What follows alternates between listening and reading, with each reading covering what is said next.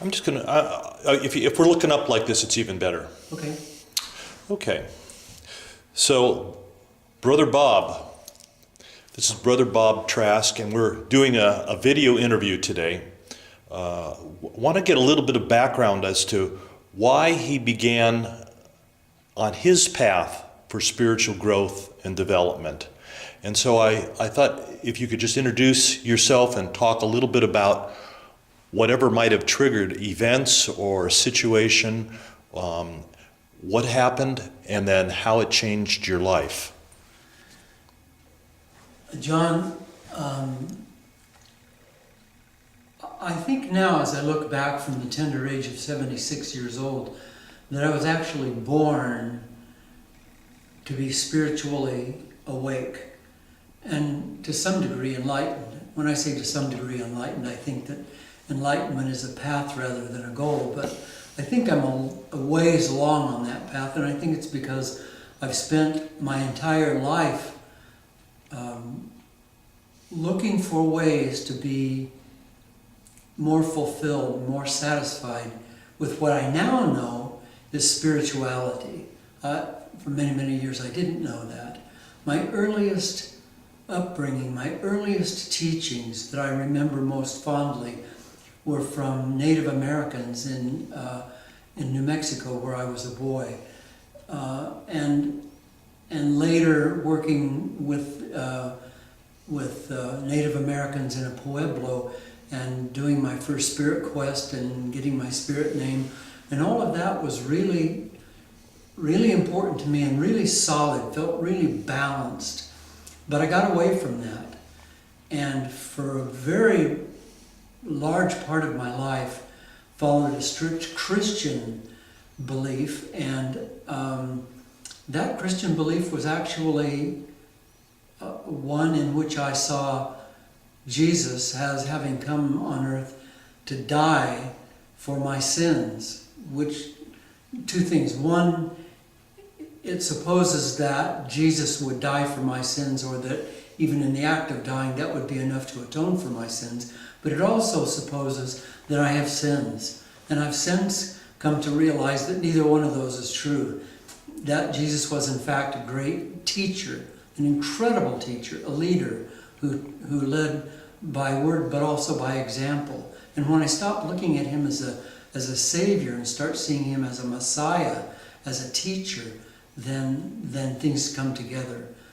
But none of this really came together for me until I went through a hurricane in the Sea of Cortez as a sea captain. And during that hurricane,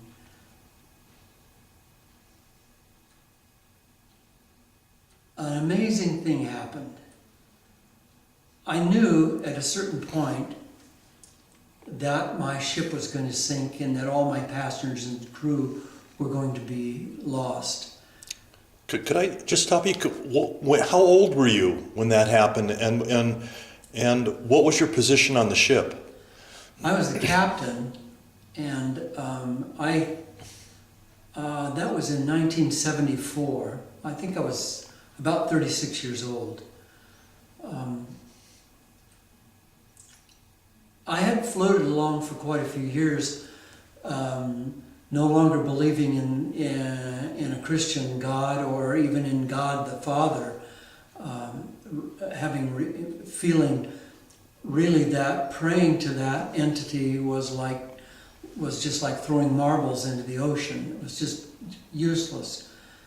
But in that hurricane, I came to a place where I knew all was lost, and I knew that the ship was lost. And strangely enough, had absolutely no fear of death, of my death, because I was so preoccupied with that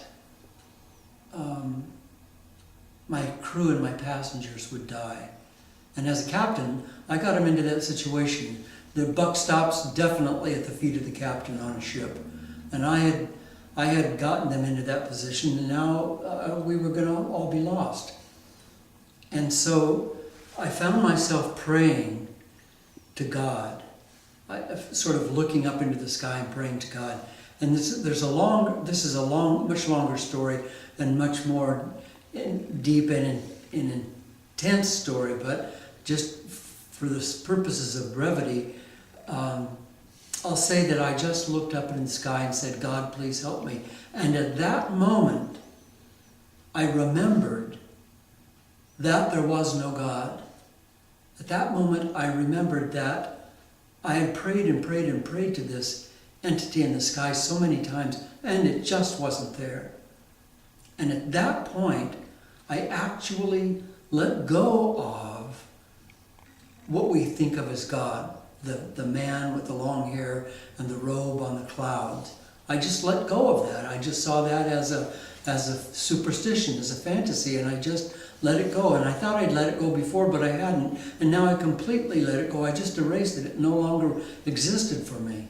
And at that moment, I felt myself surrounded by a presence.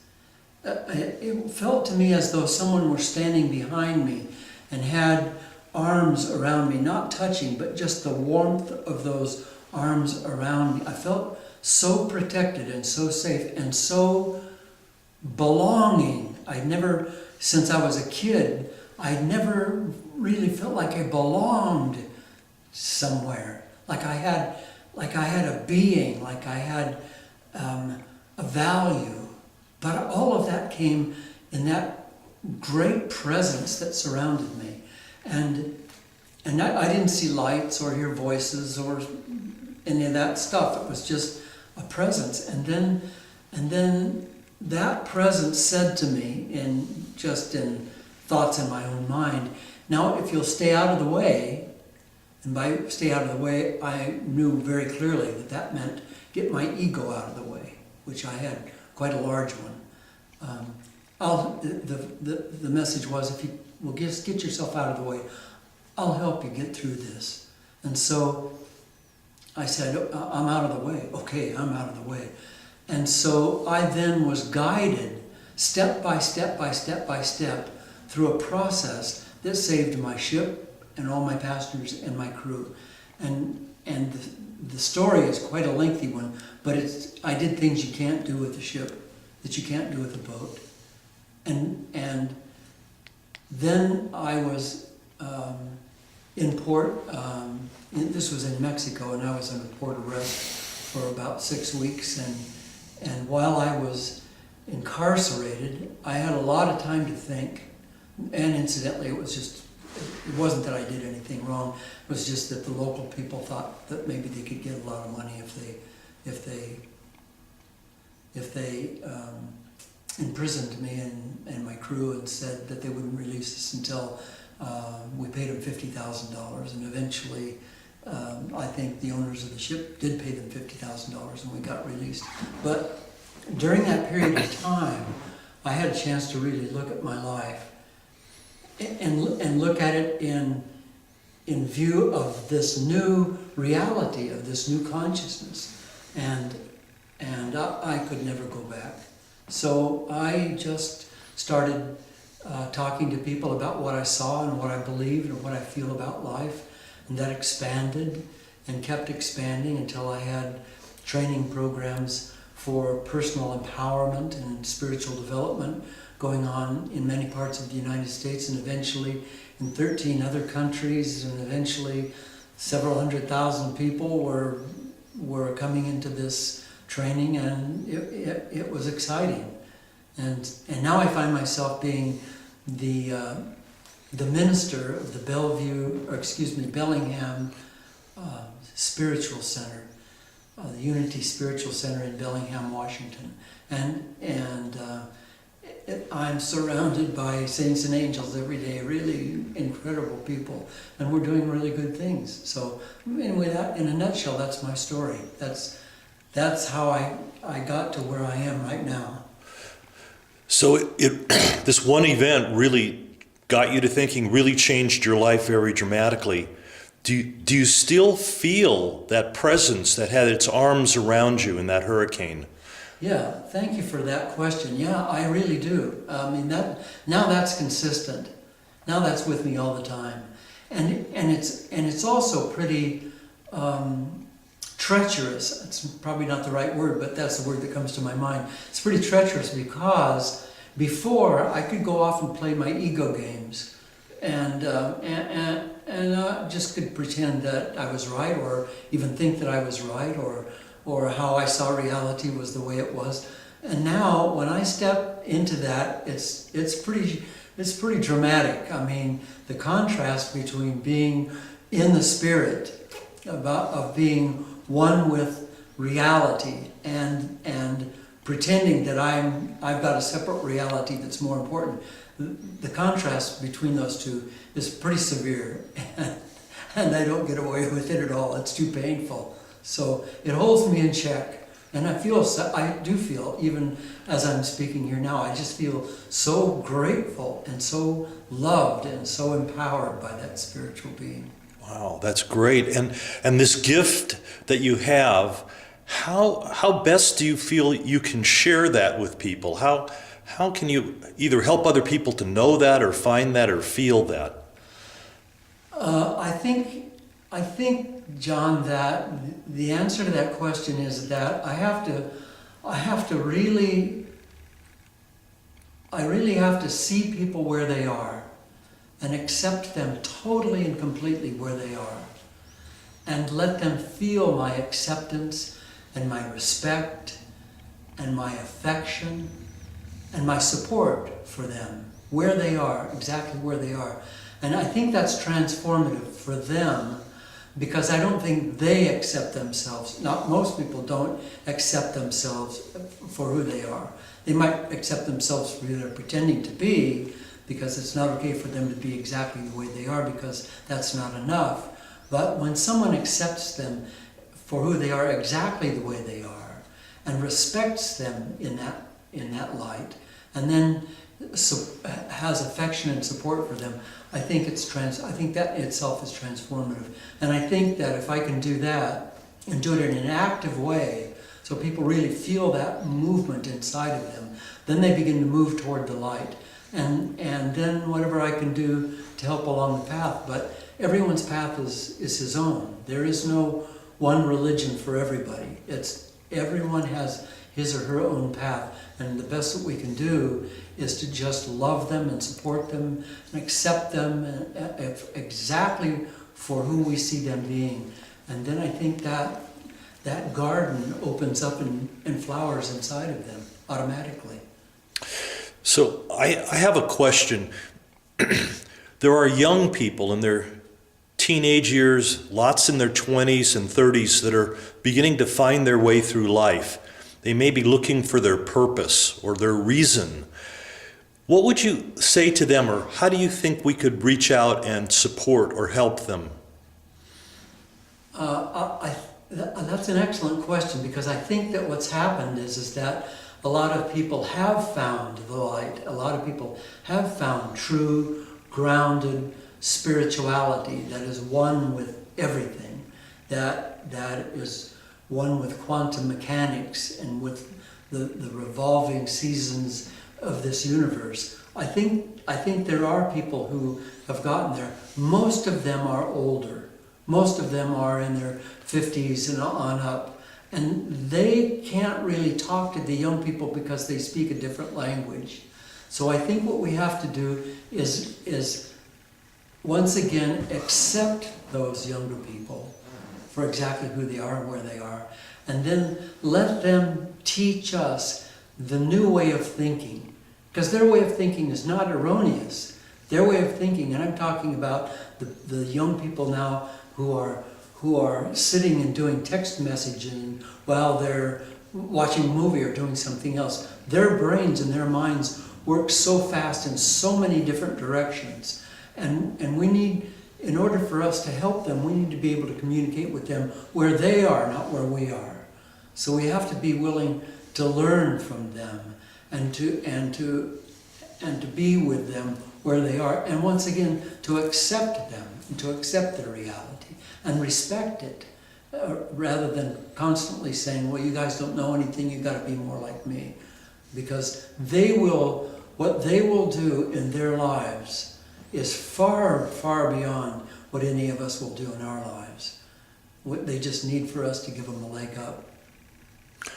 You know, I would think that a lot of young people, as they're stretching and they're learning how to go from a young person, a young adult, to a mature adult, they may feel out of place. They may feel like they're not doing it right or they're not accepted. They may be a little bit lost in how to connect with people socially. Do you have anything that you could offer, even just an invitation to participate with either Masters of the Journey or with Unity or whatever your remedy might be?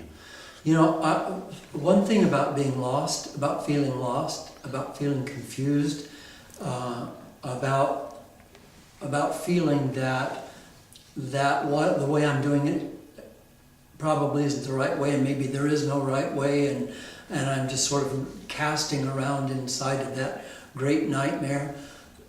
There's real goodness, a real blessing in that the curiosity and the sense of unfulfillment that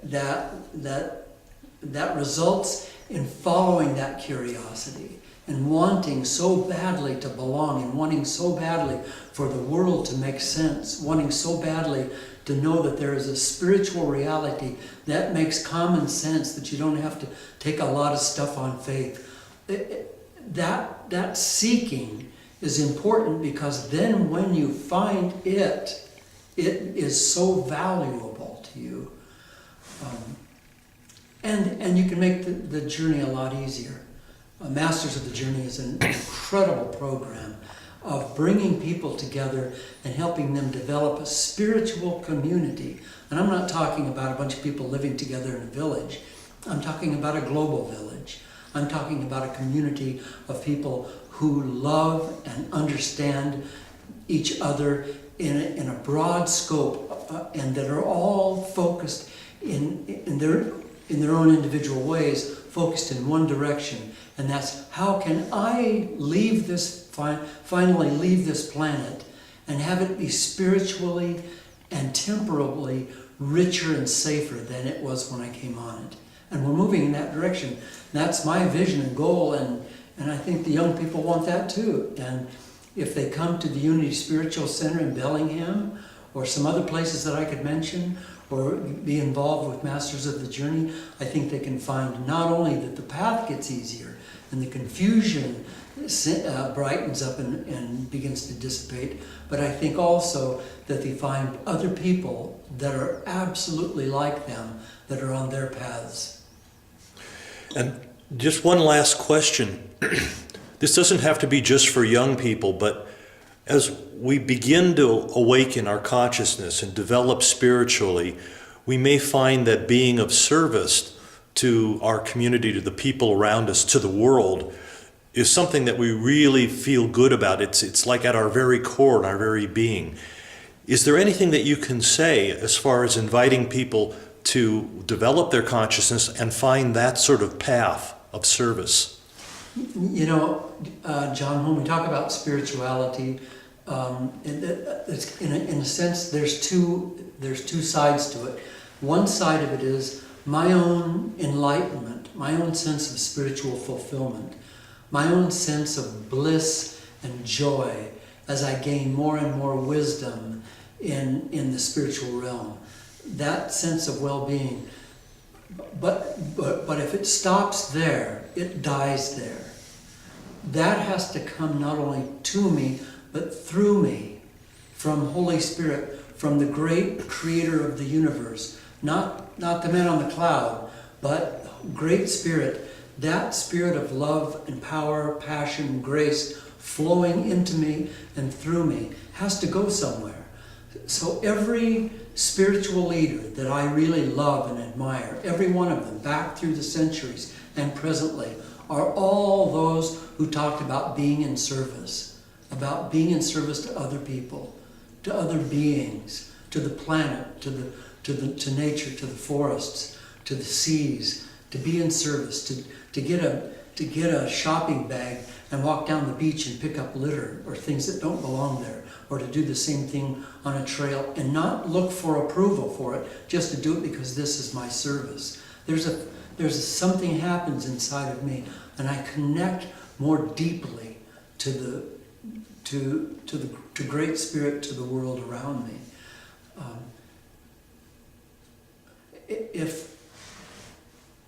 If I'm feeling crummy, if I get up and I'm having a crappy day, and I've got some pain somewhere, and I got a bad letter or a bill that I thought I'd paid and they're not going to let me get off, whatever it is, the discombobulation of life, and that's going on.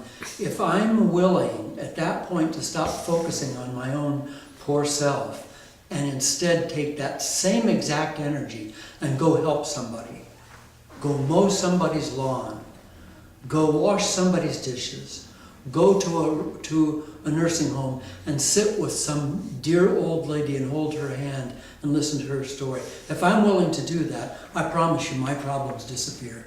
They're gone. So the way to this top of the spiritual mountain is not by going alone, but by holding hands with others. And that only happens through service. Excellent. And in that way we reach around and support our fellow pilgrims, our fellow travelers, and we can all move forward together. Yeah, and it's got to be together. Nice. Brother Bob, would you just give us a little bit of background about the books and the work that you've done in case people want to access some of the materials that you've already created? You can go on YouTube and see some videos, or go to unitybellingham.org and listen to talks that I do every Sunday. They've got a whole archives of those. I have 3 books out in several languages. The first is Living Free. In fact, I think Living Free in some languages is out of print now, but you can still get used copies through Amazon. My second book, God's Phone Number, is a story that talks about the hurricane that I went through and talks about how the ensuing expansion of my consciousness led me to see Jesus as not a God, not a separate high entity, but as our brother, as somebody like us that looked us right in the eye and said, these things you see me doing, you can do these and more. If we listen, if we really pay attention to that man who became Christ, then what we know is he said, you must become a Christ. You must learn to live in faith and in love and in harmony. And you must learn to get yourself out of the way.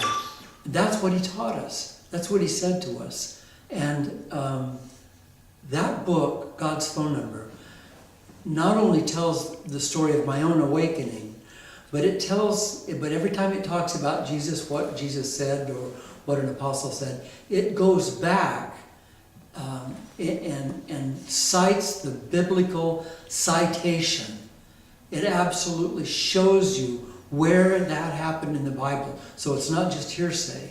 So when you finish reading that book, I think you're going to be pretty clear about who and what Jesus was. And no one can say, well, it doesn't say that in the Bible, because it does say that in the Bible. And then my last book, which is sort of a culmination of the work I've done, that talks about the Trask triangle and the positive and negative balances in our life, and truth and healing and all of those things, is named Romancing the Soul. And Romancing the Soul is also available in many places, at the Unity Spiritual Center in Bellingham, or on Amazon, or anywhere. You can send me a copy and I'll autograph it for you.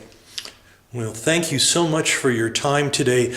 Can we look forward to perhaps having more talks from you about content and training and skill sets that our members might be able to benefit from? You know, I'm involved in Masters of the Journey, and my personal belief is that this is what we've been looking for a long time. And so anything I can do to help and support this growing community, I'm here. Well, we're really pleased to have you not only as a member, but as a content provider. Thank you, Brother Bob Trask. Thank you.